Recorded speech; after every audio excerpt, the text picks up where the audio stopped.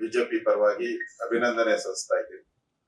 ವಿಶೇಷವಾಗಿ ಭಯೋತ್ಪಾದಕರ ಹೆಬ್ಬಾಗಿಲಾಗಿದ್ದಂತ, ನುಸುಳುಕೋರರ ಹೆಬ್ಬಾಗಿಲಾಗಿದ್ದಂತ ಬಾಂಗ್ಲಾದೇಶದವರು ಸುಮಾರು 2 ಕೋಟಿ ಜನ ದೇಶಕ್ಕೆ ಬರೋ ರೀತಿ ಅವ್ರಿಗೆಲ್ಲ ಒಂದು ರೀತಿ ಆಧಾರ್ ಕಾರ್ಡ್ ಎಲ್ಲ ಕೊಟ್ಟಂತ ಮಮತಾ ಅವರ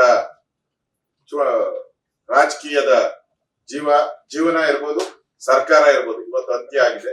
ದೇಶದ ಭದ್ರತೆಗೆ ನರೇಂದ್ರ ಮೋದಿ ಒಬ್ಬರೇ ಸೂಕ್ತ ಅನ್ನುವಂಥದ್ದು ಈ ಚುನಾವಣೆಯ ಫಲಿತಾಂಶ.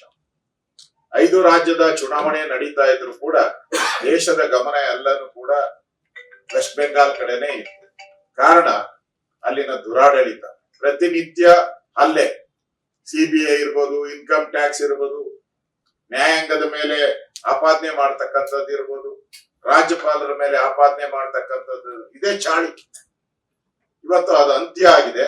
ಇಡೀ ದೇಶದ ಭದ್ರತೆ ಇವತ್ತು ಗಟ್ಟಿಯಾಗುವಂತ ಒಂದು ವಾತಾವರಣ ಇದೆ. ಸುಮಾರು 15 ವರ್ಷಗಳ ಕಾಲ ಅಲ್ಲಿ ಬೇಲಿ ಹಾಕಕ್ಕೂ ಬಿಟ್ಟಿಲ್ಲ. ಬಾಂಗ್ಲಾದೇಶದ ವಲಸಿಗರು ಏನ್ ಬರ್ತಾ ಇದ್ರು, ಭಯೋತ್ಪಾದಕರು ಏನ್ ಬರ್ತಾ ಇದ್ರು, ಅದನ್ನ ಬೇಲಿ ಹಾಕಕ್ಕೂ ಬಿಟ್ಟಿರಲಿಲ್ಲ ಆ ತಾಯಿ. ಇವತ್ತು ಅದಕ್ಕೆ ಅಂತ್ಯ ಆಗಿದೆ.